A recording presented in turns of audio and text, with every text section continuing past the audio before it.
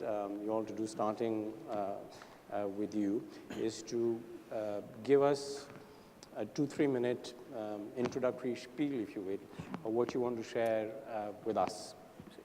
Well, I'm sure we'll have a lot of dynamic conversation on the panel, but I think the first thing I'd start by saying is we're in an incredibly exciting era for digitization. I think this panel is all about FinTech and digitization.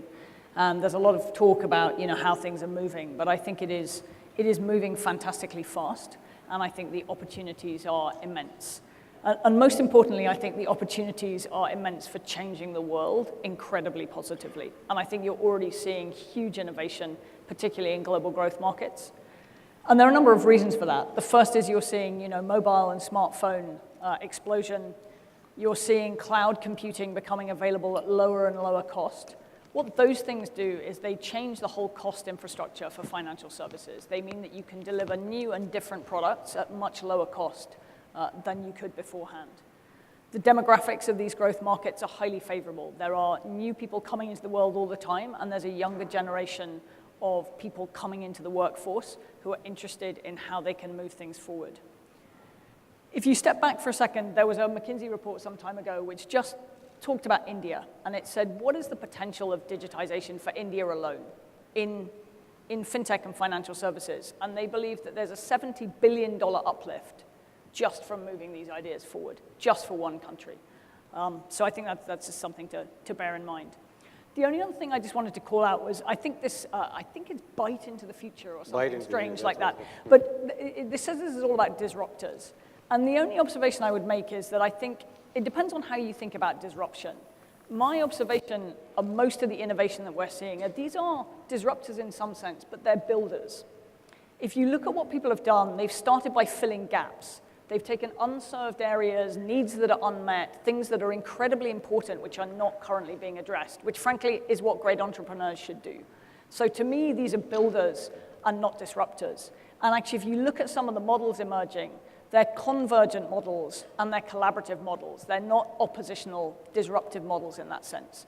They're disruptive of the old cost base. They're making many things more accessible, but they're not disruptive otherwise. Just on the enablers, for me, there are a couple of things that really, really matter, and they are access, empowerment, costs, and product tailoring. Access is hugely important. One of the biggest challenges in a lot of these markets is simple, basic access to the internet. So we talk about digitization, but none of this works if people don't have that basic primary access. And from a Google perspective, we're working on a number of things like G-Station, which is taking free mobile Wi-Fi to 400 stations jointly with IRCTC around the country. I think the PM last night talked about his initiative to bring rural Wi-Fi across the country. You've seen huge investment, and I'm just taking India as an example here. You've seen huge investment by the mobile operators, particularly most recently Reliance Jio, to pipe the country. And I think for all countries around the world, that concept of access and making it truly accessible to the whole population is absolutely critical. I mentioned empowerment because there is a female dimension to this panel. And I was trying to think of what the one thing was that was different for men than for women in terms of access to financial services. And I think it is that sense of empowerment. So again, if I just take India as an example, you've got only 30% of the population, female population. Sorry. Of the people who are accessing the internet, only 30% of that are female. And if you take that to rural India, it's only 10%. So it's not just creating the access, the kind of access that the World Bank talked about in its Women, Law, and Business report, where there are specific barriers for women in terms of proving identity, being able to move outside the home, and addressing those. But it's also about giving them communities online.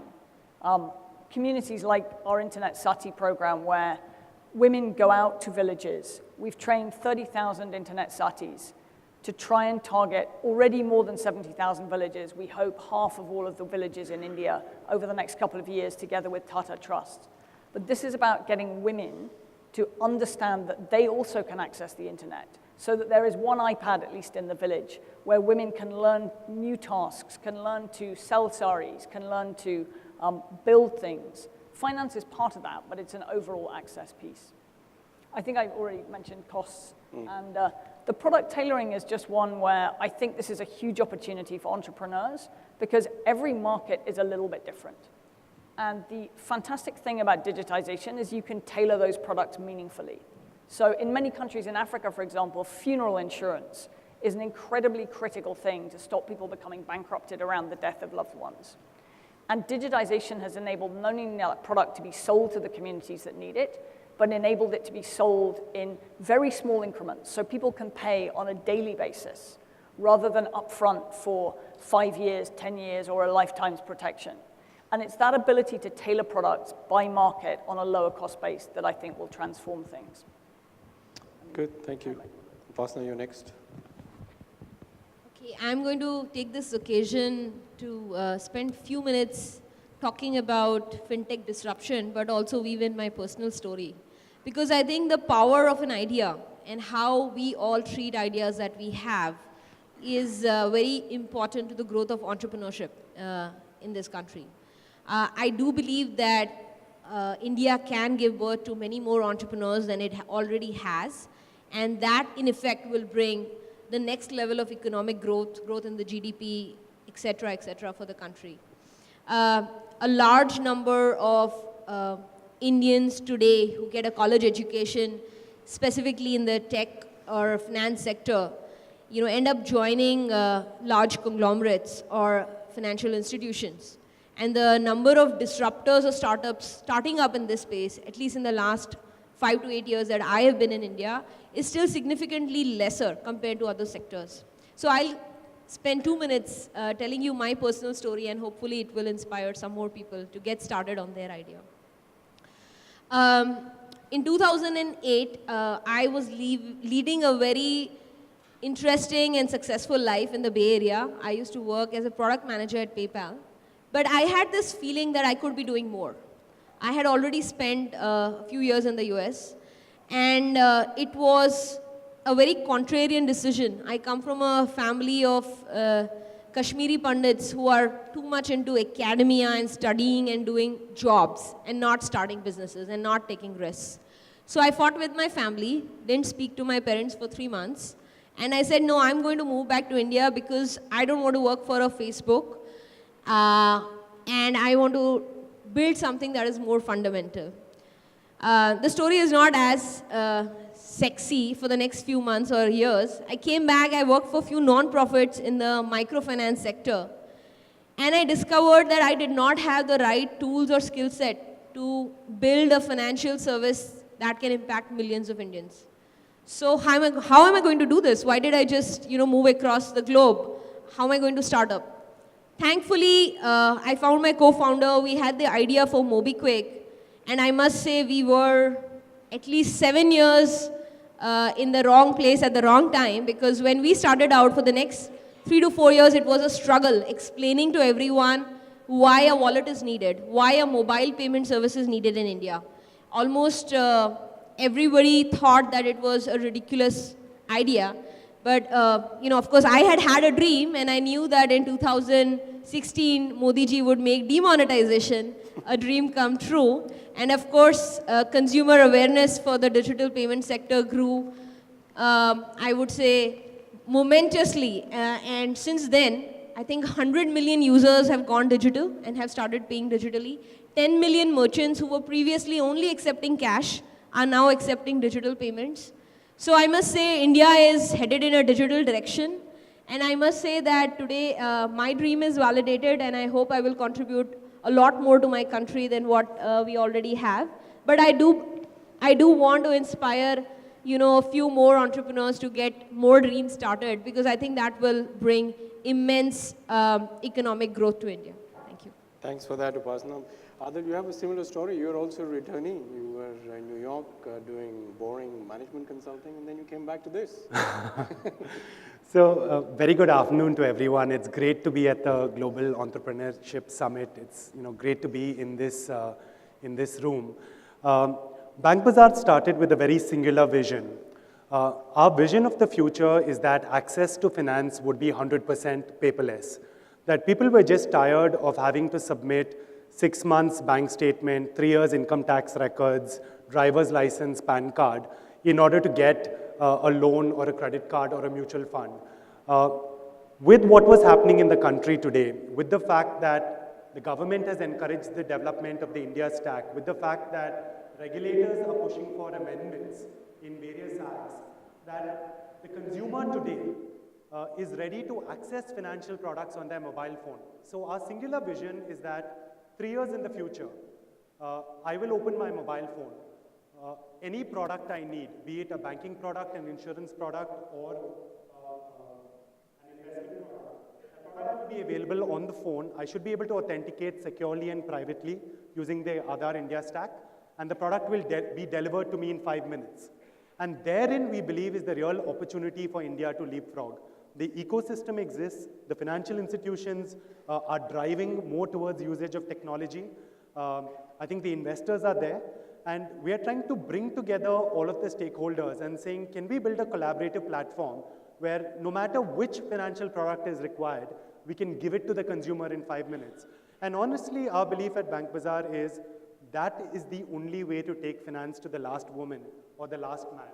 It's going to be hard to do it using branches, or it's going to be hard to do it by having physical resources. We need to make the power of the mobile phone for financial services. We need to free that power, and that's the Bank Bazaar vision. And fortunately for us, I think with the government coming together, with the financial institutions pushing for it, with what MobiKwik, Google doing, everyone is trying to do the same thing, which is saying access to finance shouldn't be limited.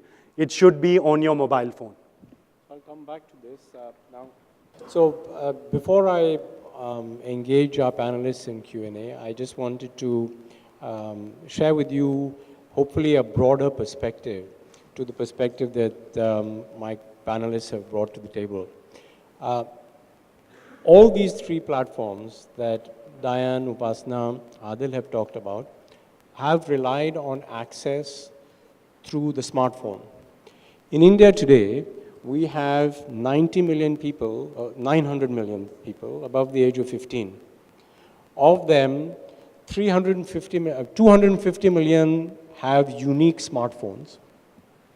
There are 350 million that have unique feature phones, and there are still 300 million Indians above the age of 15 who are phone-less.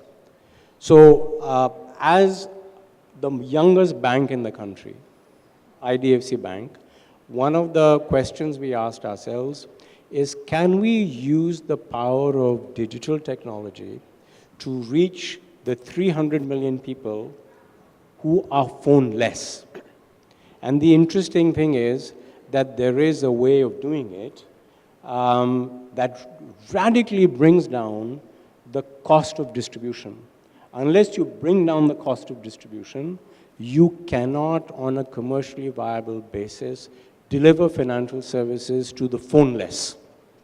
So what have we developed, and it's catching on very, very quickly, is what we call the micro ATM. And the micro ATM is basically a handheld device, which is, in effect, a bank in a box. It is completely interoperable, which means that any customer from any bank that has, however, a bank account that is linked to the unique identification that is Aadhaar can use this device to access basic financial services. So a poor woman in remote rural India, if she goes to the corner Kirana store or the grocery store that has an IDFC Bank micro ATM, she can withdraw money from her bank account in State Bank of India. She can deposit money. She can receive money from her son or daughter who might be working in Mumbai. And if she wants, she can get a truncated bank statement. And if she's really enthusiastic about the service, she can even open a bank account with IDFC Bank. And this has happened because of the huge penetration now of telecom infrastructure. So there are two things that are happening here. One is the proliferation of smarter phones and connectivity to the internet. And the second, it goes with the first, is actually the penetration of the telecom infrastructure itself, which facilitates other devices that can deliver connectivity in the way I'm talking about. So we are truly, I think we are all saying this in different ways, on the cusp of quite a revolution in the delivery, access to financial services in a country like India. So let me turn to you, Diane, first. And I want to dwell briefly on the question of access. You know, one of the observations I find very compelling is that in India, we will be a country that is data rich before we are financially rich. And one of the things that we are trying to grapple with is how can this fecund source of enormous data be used to deliver access to financial services. Google is sitting on tons of data, right? Surely this can be easily translated into algorithms that makes credit available. Are you thinking along these lines? What have you seen elsewhere, and what are you seeing in India? So I think credit is actually an incredibly important, well, it is probably the single largest economic empowerment tool. And actually, it's very interesting that you say that India is becoming incredibly data rich. One of the biggest challenges has been that historically, until actually a fantastic raft of initiatives over the last 4 years, India was actually relatively data poor. And I think one of the biggest obstacles to people in India getting financial credit has been the absence of data. So, you know, about 10% of the population have access to formal credit. That's not because that's the proportion of the population that's creditworthy. That's because that's the proportion of population that there is established data for. And I think this is probably the single biggest catalyst for growth in the economy, is unlocking all of the sources of data. And there is data in huge areas. If you look at what has started to transform credit elsewhere in the world, and I think we should also talk globally here, you are seeing a revolution in how people are lent to. And what it's really about is finding who the right people to lend to are. And in growth economies, there are many, many more of them than have credit currently. And this is hugely exciting. So yes, we have certain sources of data. Retailers have amazing data on people. If you see small businesses as the key catalyst of new growth in the economy, small businesses have struggled more than anybody else to have data. But actually, once you look through a retail supply chain, you look through the connections that people have, you look at data that banks have, if you are able to pull that data together and synthesize it, you can form a picture of people's propensity to pay, people's creditworthiness that enables you to unlock huge amounts of new credit. Yes, we are thinking about how we can contribute to that, but there is a wealth of players and a wealth of information. What will matter is how that information is gathered, how strong that information is, and also how it's analyzed. This is an area where things like machine learning, big data are going to be absolutely critical in the future, and I think the technology there is also super exciting. Personally, I also believe that I think the other revolution that's going to happen is who controls that data. So at the moment, data sits pretty much with credit bureau, and it's a conversation between credit bureau and banks. I think actually once that conversation becomes a conversation between me as an individual, and I can be part of pulling together that set of data sources and having a conversation with you as a potential lender, that's really exciting. That's probably a good segue to you, Adil. Your views on what you are seeing with India Stack and how that empowers people to control their own data and gain access to the services that your platform is providing. Yeah, absolutely, Rajiv. So data is critical. So Experian, the world's largest credit bureau, is an investor in BankBazaar. So is Amazon, the e-commerce company. What we find is India is becoming very data rich. The question is, how do you piece together all of this data in a secure and private fashion to deliver that paperless experience?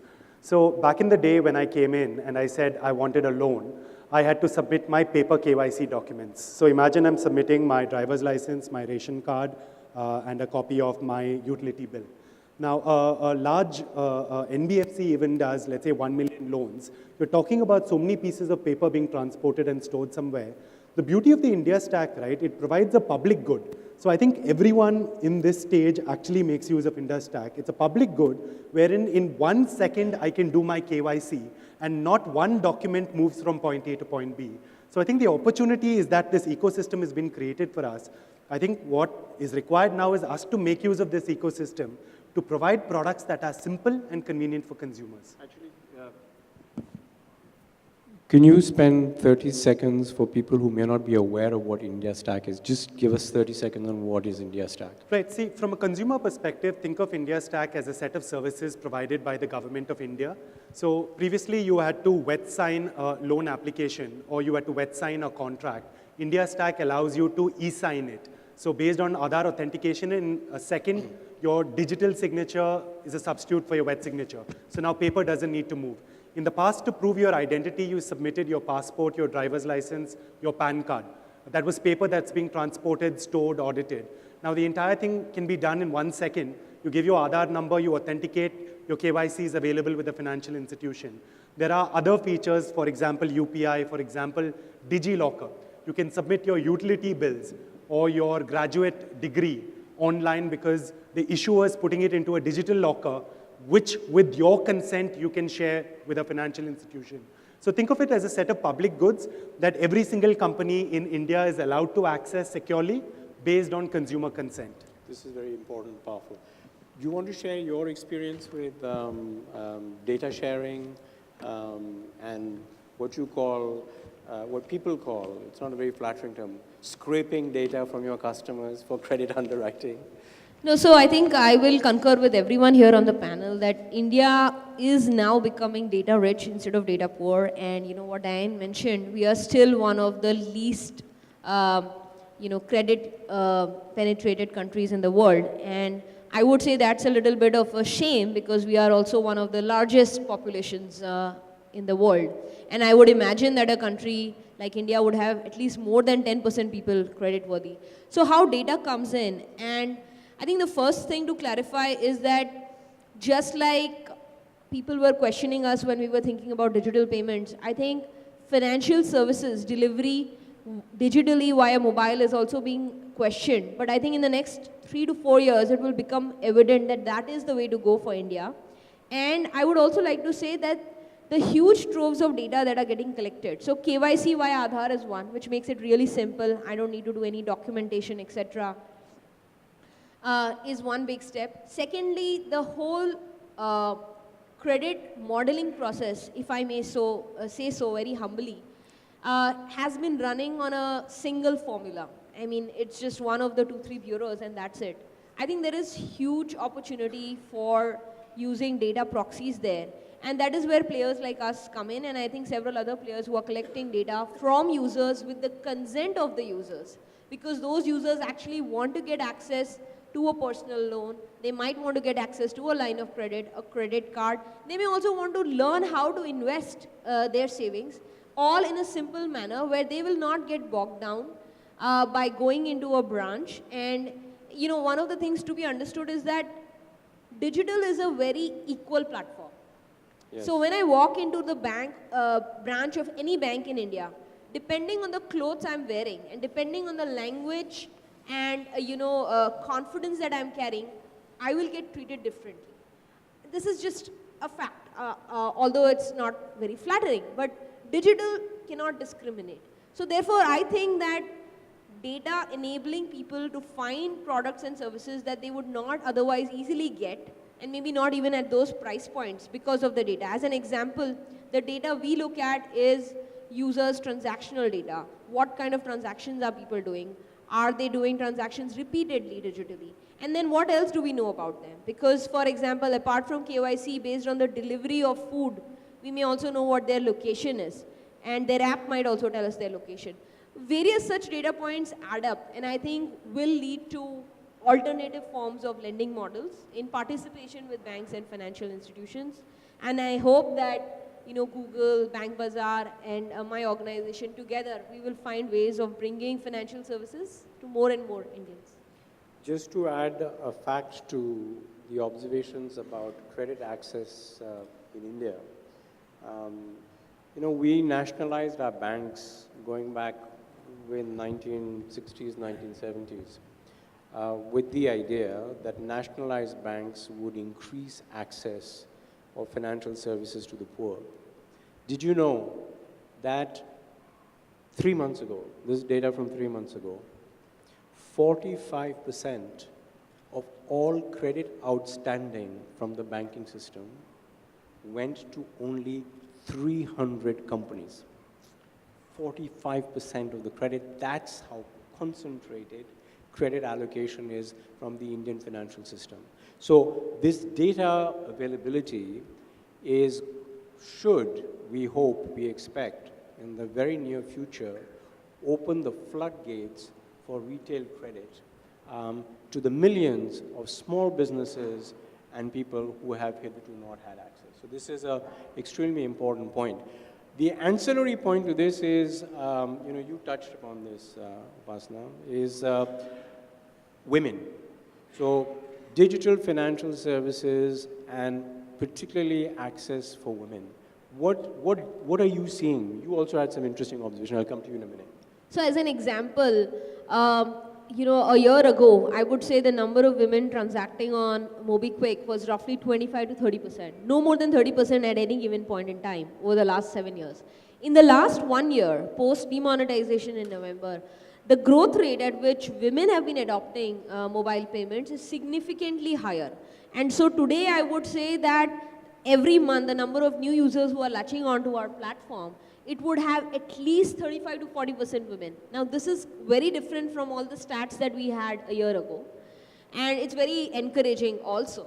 And the other interesting thing is that after the first few transactions, women who like the product or the platform and get hooked to it, they incidentally start doing more transactions per month as compared to an active male user. So I think they start adopting it in their daily life, from purchasing groceries to purchasing daily life items, whether it is fuel, etc. So the number of transactions per women, and it would be evident also if you look at any household, most of the household transactions are being done by women.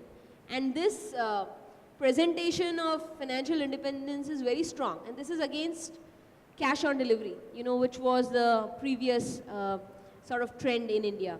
So this is very interesting, whether it is food delivery or whether it is purchasing everyday life groceries or fuel, seeing women taking an active participation.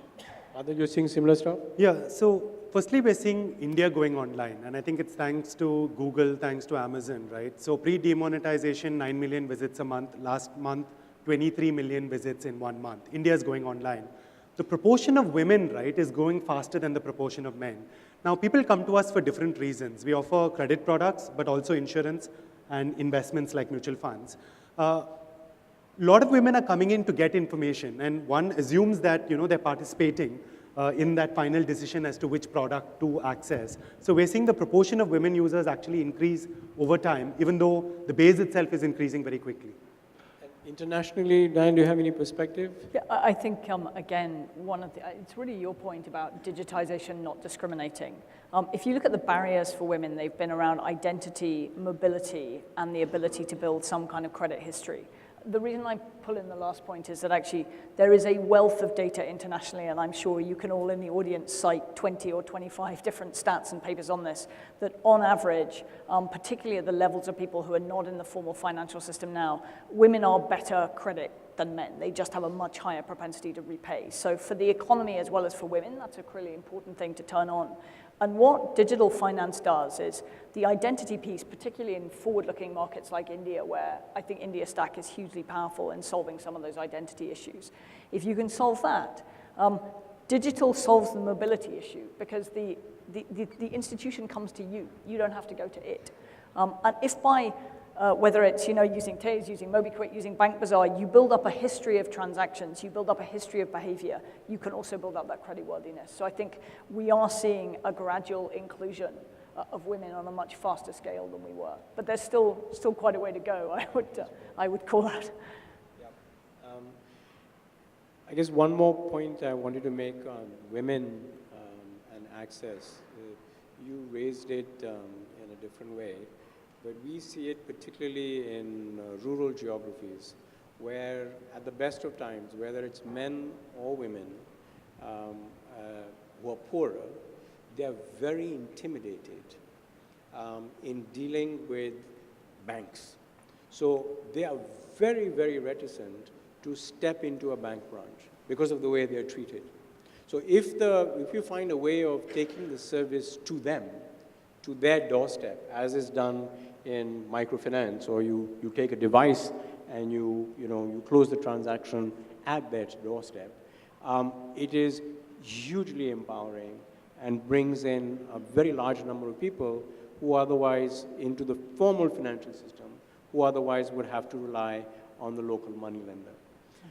Can we turn to, we've talked about it indirectly, but I'd like to shift gears and talk a little bit about FinTech and convenience. You have spent a lot of time thinking about paperless. Can you give us a sense for how quickly things are changing, right. how much time it takes to get access to one of your services, right. and what are the challenges you've had to face in making the process, which from a compliance regulatory point of view is quite complex, right. completely paperless? Right.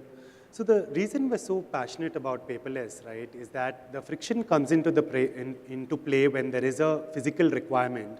So we have, let's say, 23 million coming online, people want products, but the minute we say that I have to come to your house to pick up your income tax documents, or I have to come to your office to make sure that someone is sitting at your seat, immediately, right, the costs go up and you can't reach everyone. You know, I can't send a human resource to everyone's office or to everyone's home around India. The only way to do it is paperless. And when we find that you make something 100% paperless, transaction growth is not 1.3x, 1.4x. If you make it 100% paperless, anyone, anywhere in India can access, and volumes will go up 10x. That's been the prior experience that we at Bank Bazaar have had. We've seen a lot of push from government and regulator in the last 2 years to push to digital India. I'll give you a few examples. So on December 8th, RBI put out a circular saying that loans up to 60,000 and deposits up to 1 lakh, you can do full OTP-based KYC. You don't have to send someone with a machine to someone's house. As long as you put the one-time password that's there in Aadhaar, the transaction can be done. 3 weeks ago, the Prevention of Money Laundering Act was amended, and the Ministry of Finance said, as long as you have Aadhaar and PAN, you don't need to submit your ration card, your driver's license, your utility bill. So we see a strong push saying that how is India going to leapfrog, right? Productivity growth is not going to come because we manage pickups more efficiently than we have in the last 20 years. We are already very good at the physical supply chain. Banks in India are strong at what they do. To build disruptive exponential growth, you have to make use of new tech.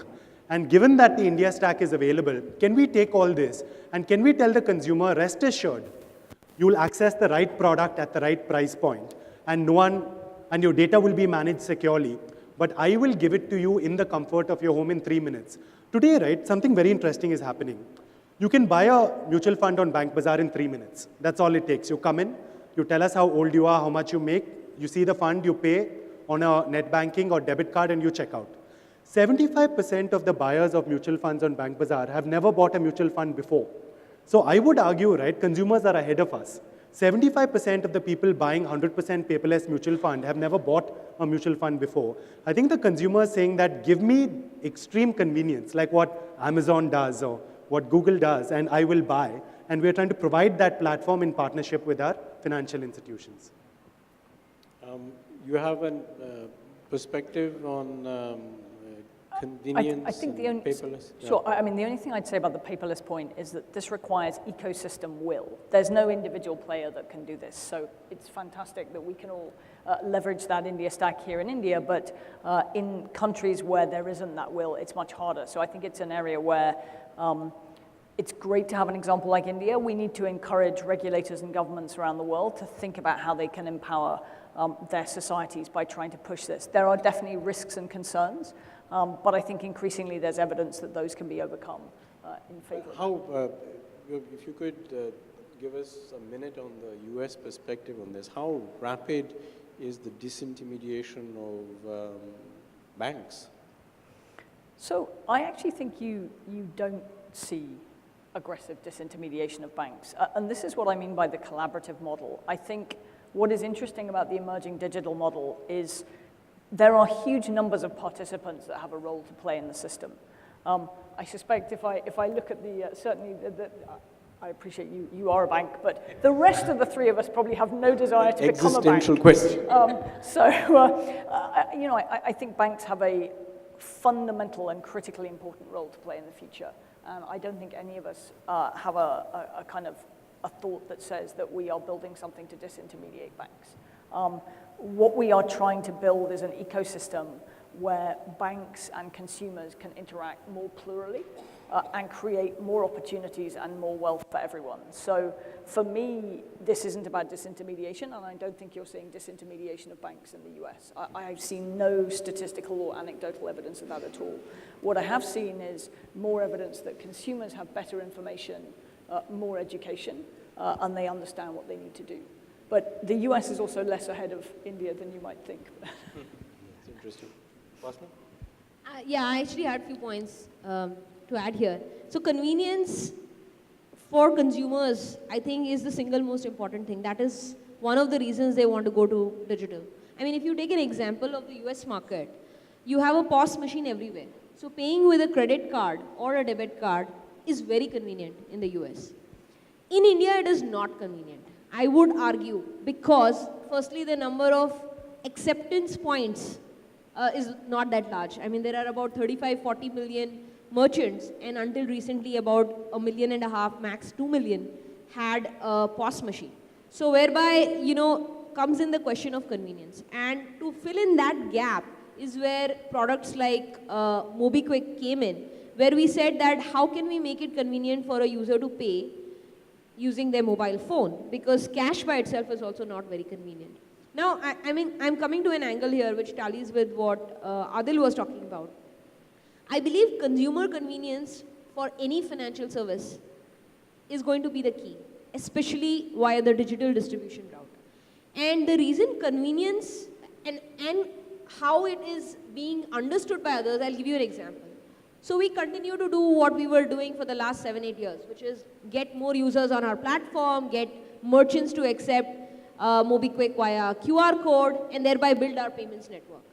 What we also found is there were interestingly various institutions who did not have such a consumer-friendly product, but they had consumers who they wanted to activate digitally. So to this extent, just in the last 3 months, we have forged 3 partnerships whereby we are giving the convenience aspect of our product to various large institutions. One of them is a bank, which is IndusInd Bank, whereby they are telling their users that for all kinds of banking, use our product, but for payments, where we don't have a convenient product, this is our chosen convenient product, use MobiKwik. Similarly, a large financial institution like Bajaj Finance, who has this person-driven approach. So you go to a store to buy a television, there will be a person who comes there that you want a loan in order to buy this product. And they are realizing that consumers don't want to stand there and give papers. They want to do it conveniently via their mobile, which is why they chose to partner with us.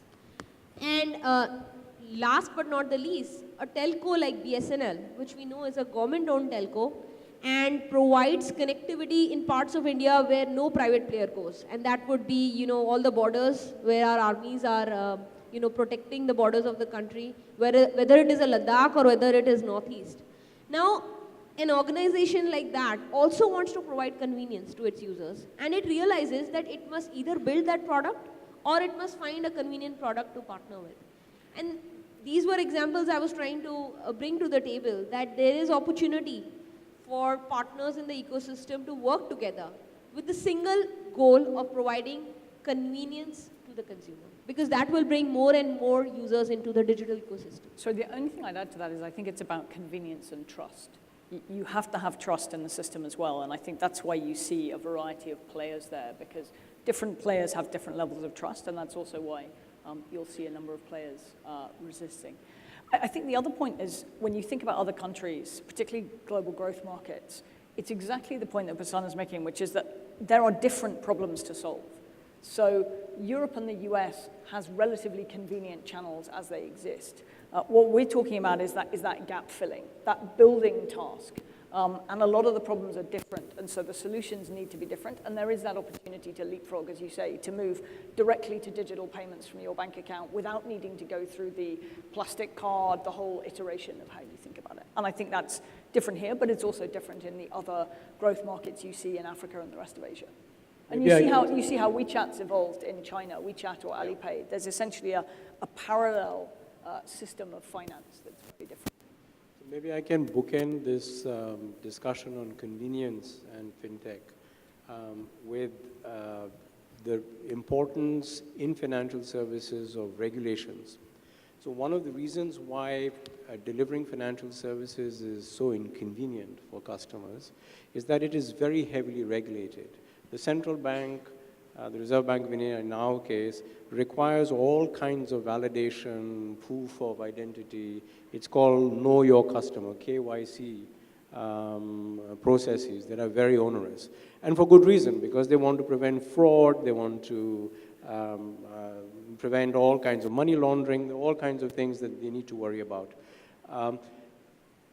FinTech, combined with the unique identification program, Aadhaar, actually makes the whole verification process for delivery of financial services much, much easier and therefore convenient for customers.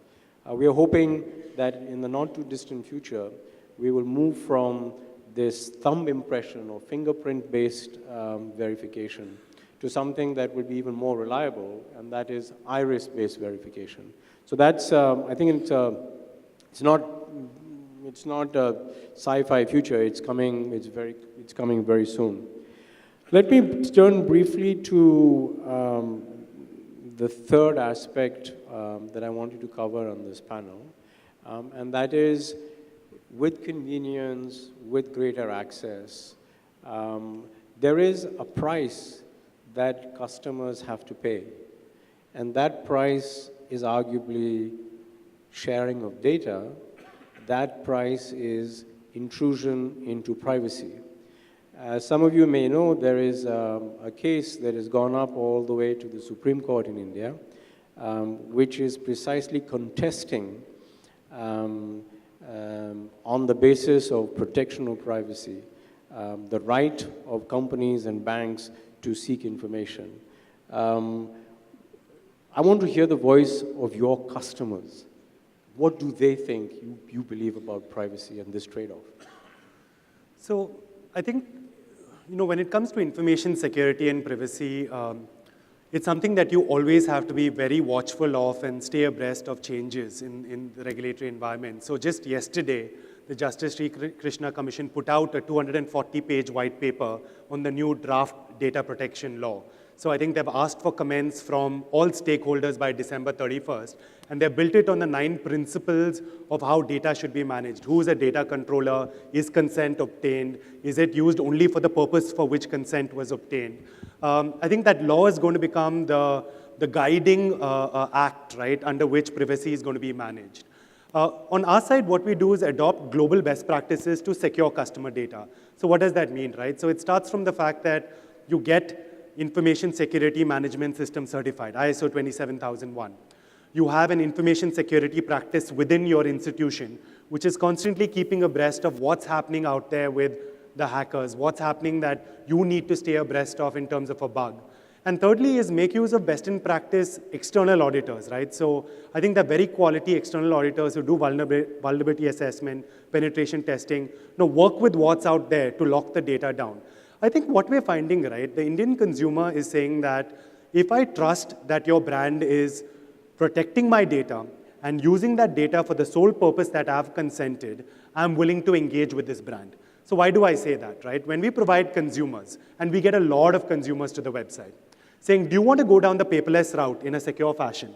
Obviously, all the encryption, the HTTPS, the encryption, of PII, all that is there. Do you want to go down paperless or do you want to go down the age-old route? I think customers are thinking, saying, hey, in the age-old route, I gave my PAN card. God knows what's happening with that PAN card. In my age-old route, I put my signatures all over the application form. God knows what the agent is filling in there. But at least in this new format, right, wherein I trust a brand, a majority of the consumers are going via the paperless route. So I think India is ready. I think the data protection law was very important. I'm glad the white paper is out. I think providers have to hold themselves to high global standards of information security. And I believe that's the way forward because the Indian consumer wants it.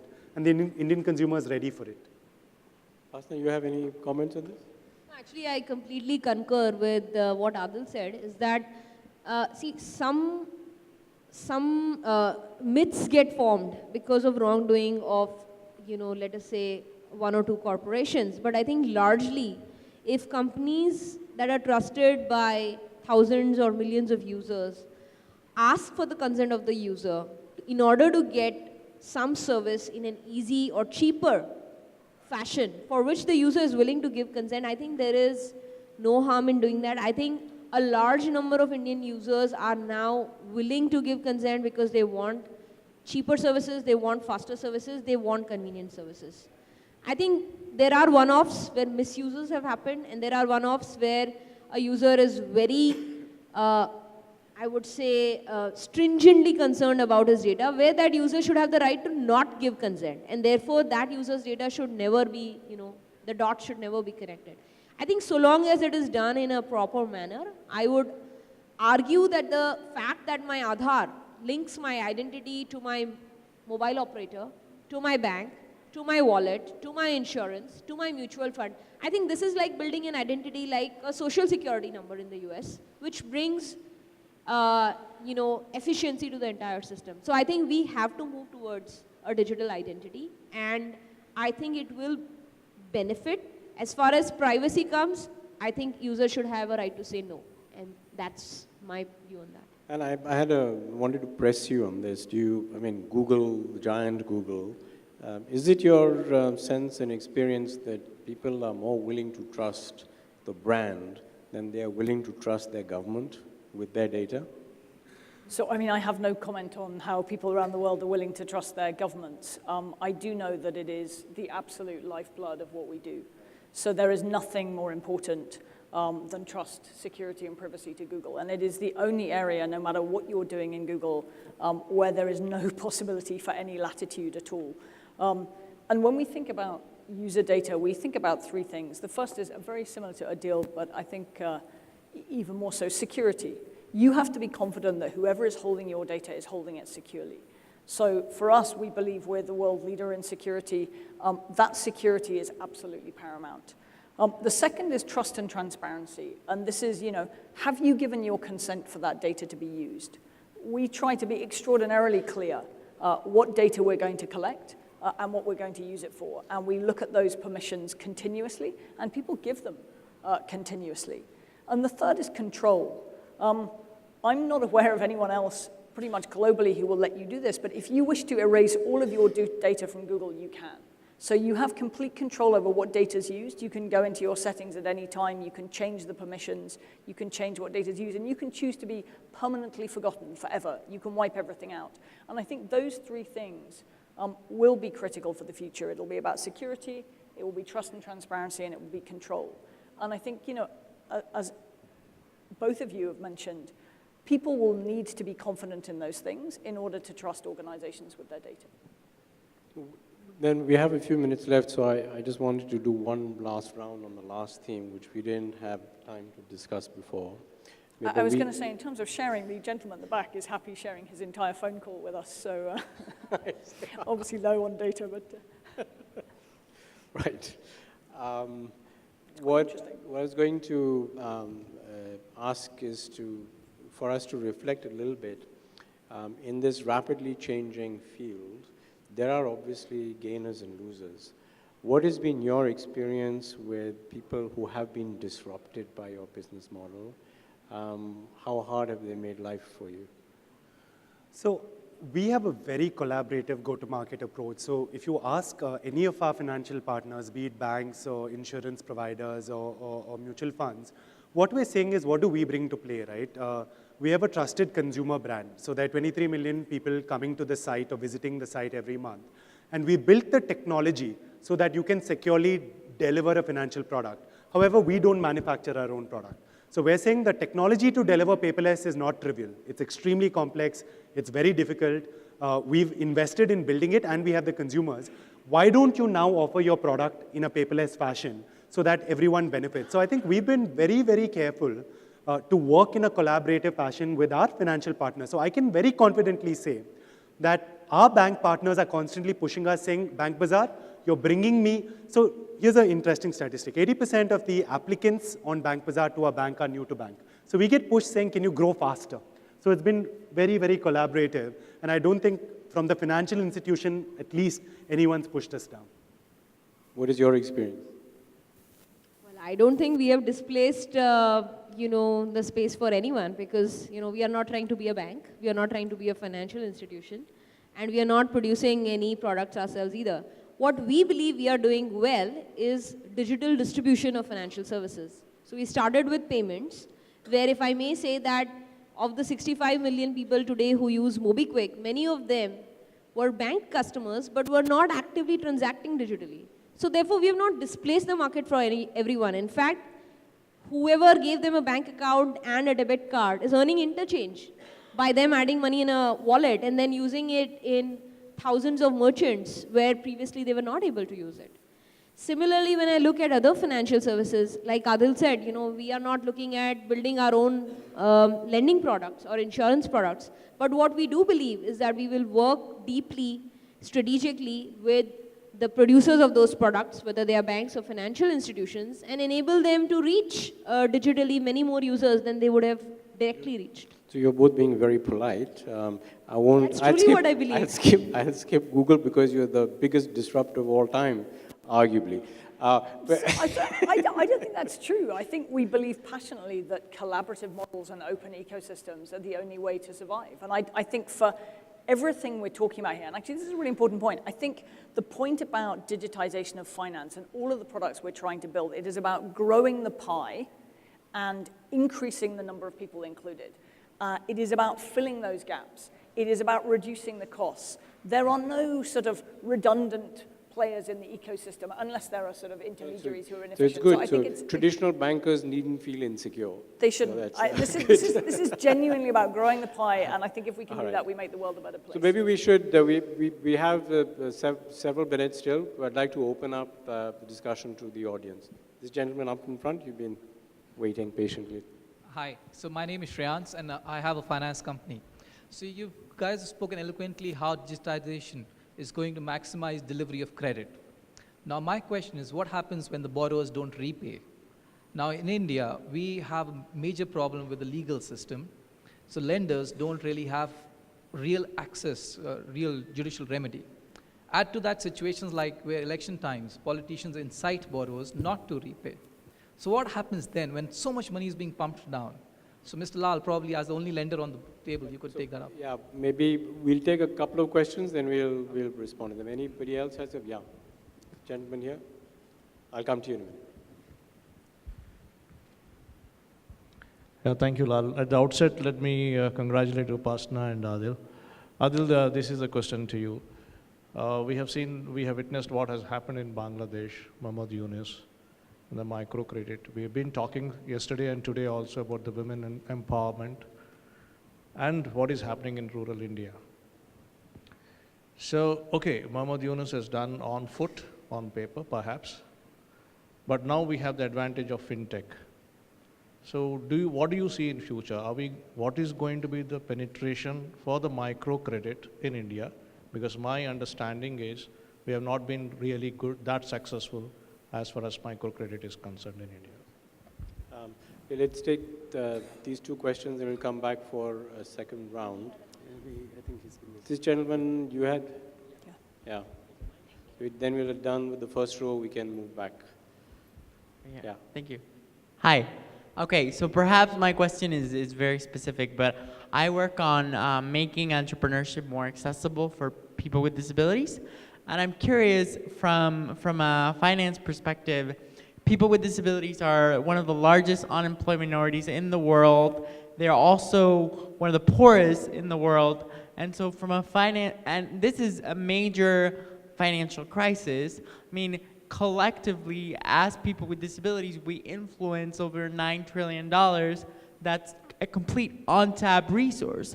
And so from a finance perspective, and particularly from a FinTech perspective, what do you think can be done to solve this crisis?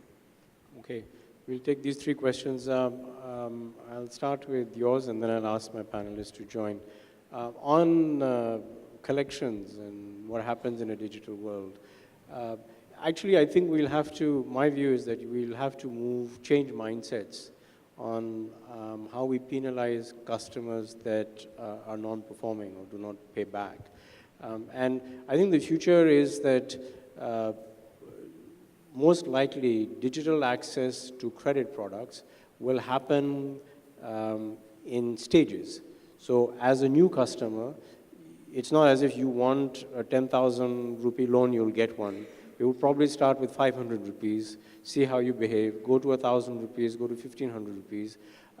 Once we have a credit history, then we'll have greater confidence in lending larger amounts to you. From the customer's point of view, the biggest penalty is being shut out from the flow of credit. We said we are becoming data rich. So if you're a defaulter, your record of non-payment will become public and shared with just about every creditor that is online, and you will not get access to credit. And so that will hopefully induce the behavioral change on the part of the borrower, as also lenders will have to change how they think about it. You agree? Agreed. Nayan, maybe you have a perspective, you can deal with this question on disabilities? Sure. So I think there are some things about the way we think about it, in some ways I think that the world needs to think about it. I mean, for us, accessibility in its broadest sense is incredibly important. So even with Google Pays in India, it has to be, accessible in terms of people with disabilities, particularly visual disabilities, but also other kinds of disabilities, must find that product accessible. And we spend huge amounts of time and money on that for the product itself. I think the second thing is a more general point, which is actually the digital delivery of finance makes mobility in all its senses much less significant. And the third, I mean, you come from a country where I think it's much less discriminatory, but there are still, unfortunately, countries in the world where people will be judged on their disabilities. And there I'd speak to Apsana's point, which is there is something wonderfully objective about digital assessment, because nobody is looking at your physical mobility or anything else in terms of making those decisions. So I think from a disability perspective, this is all progressive. Do we all need to be thinking more about this? Absolutely. And I certainly know that we think about it every day, but I think it's something that we all believe we should think more about. And so obviously always welcome any suggestions from you. Can I add one line here? So it's great that you brought up this question. I don't think it gets brought up often enough.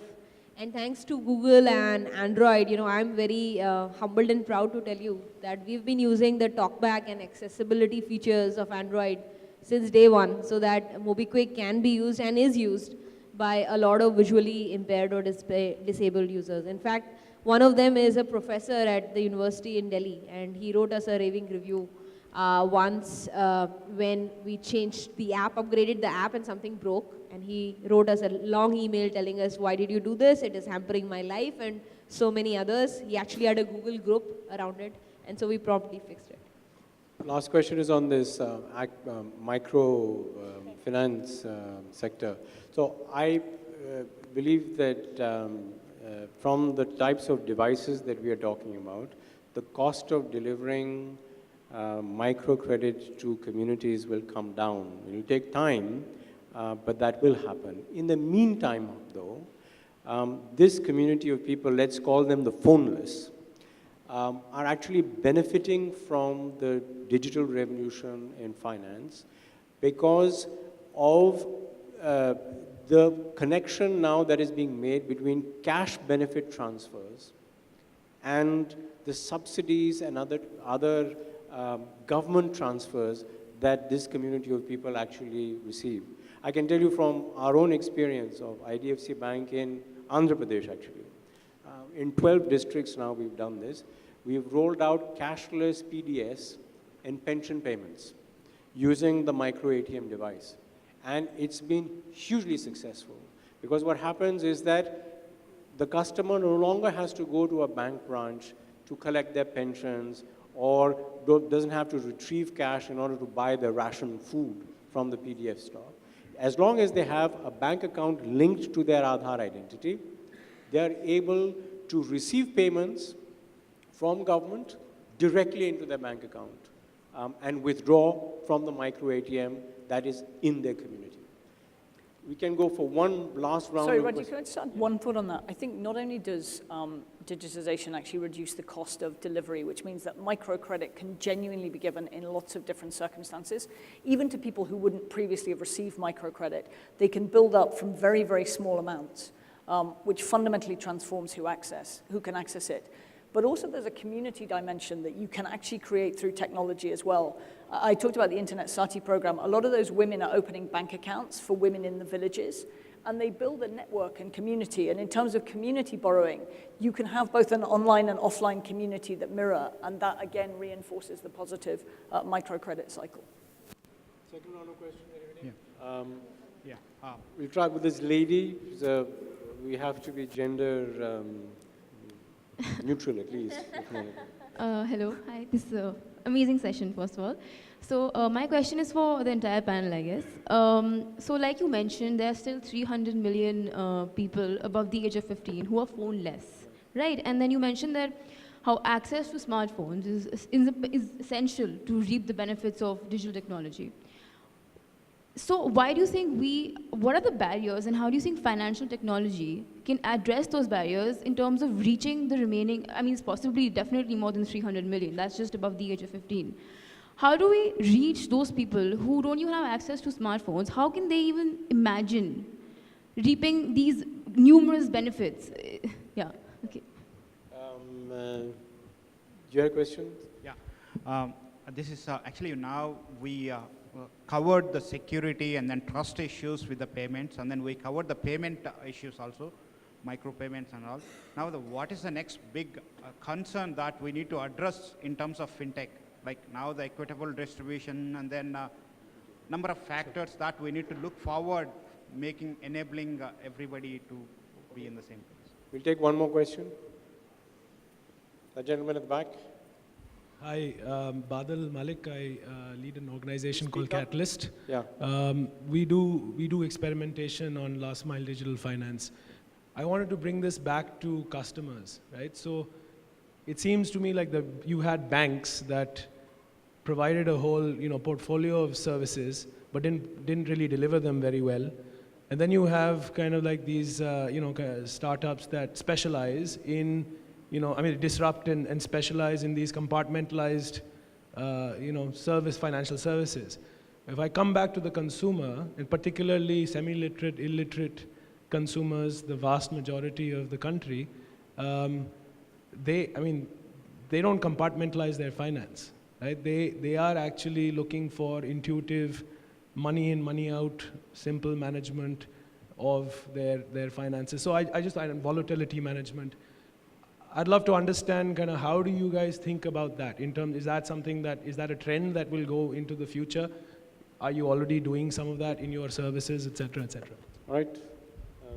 Start with you.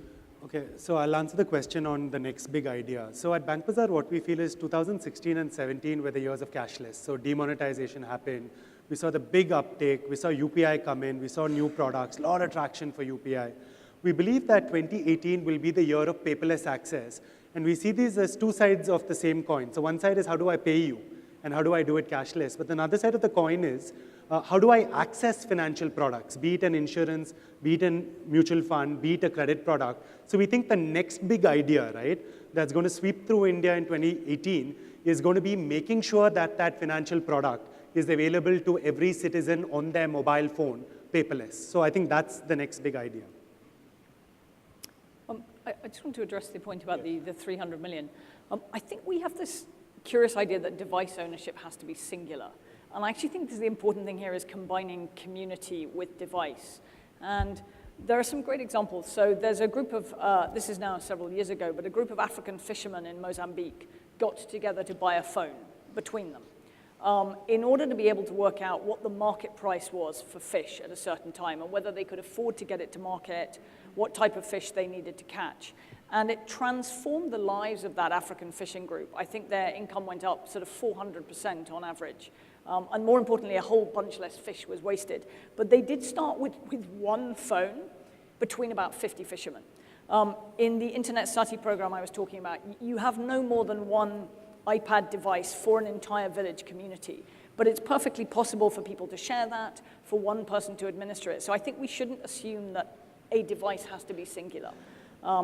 Devices are getting cheaper all the time. I genuinely believe with the building of infrastructure that's going on in many countries, that will change. But I think we have to think about how you combine community models with device ownership to really get that penetration to work. And with that, you normally get the educational aspect as well. So I think that, like she was talking about Internet Sati and various other programs which are bringing consumer awareness via shared digital devices to entire villages or communities. But I would also argue that the rate at which we are going, the cost of data and the cost of a smartphone in India is going down so significantly that I think it would not be unrealistic to assume that by 2022, almost 1 billion Indians should be on a mobile.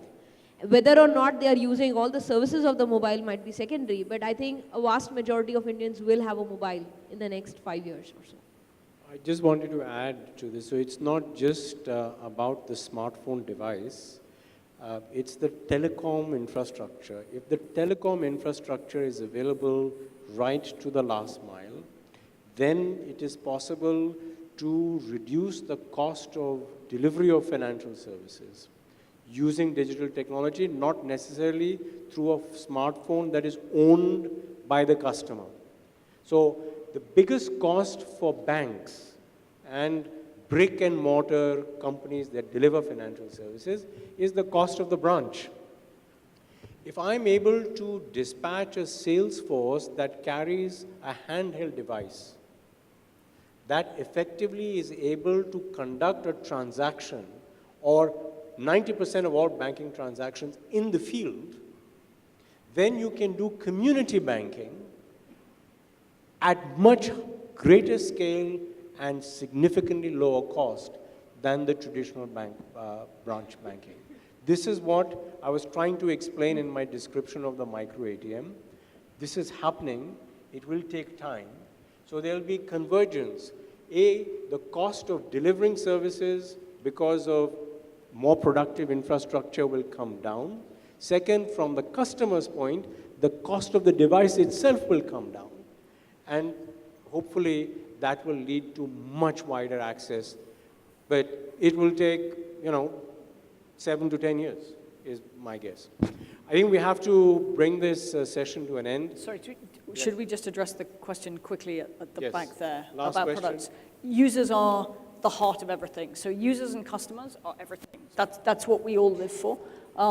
It's all about finding the right products for them. To your point about products that allow a holistic view of finance, if you take something like M-Shwari in East Africa, that's a product that allows people to both, they can pay in small amounts of money, they can withdraw small amounts of money through a cash-in, cash-out network of stores similar to your vision, Rajiv. But also people can use that to build a record combined with their phone records to enable them to borrow. So yes, products like that do exist. I'm sure there will be a number of them here as well, but we're all in the business of trying to think about what the right answers for users and consumers. I must apologize, we've run over time. So there is an important announcement that the organizers need to make. But before that, please join me in thanking our panelists for a very informative session. Thank you.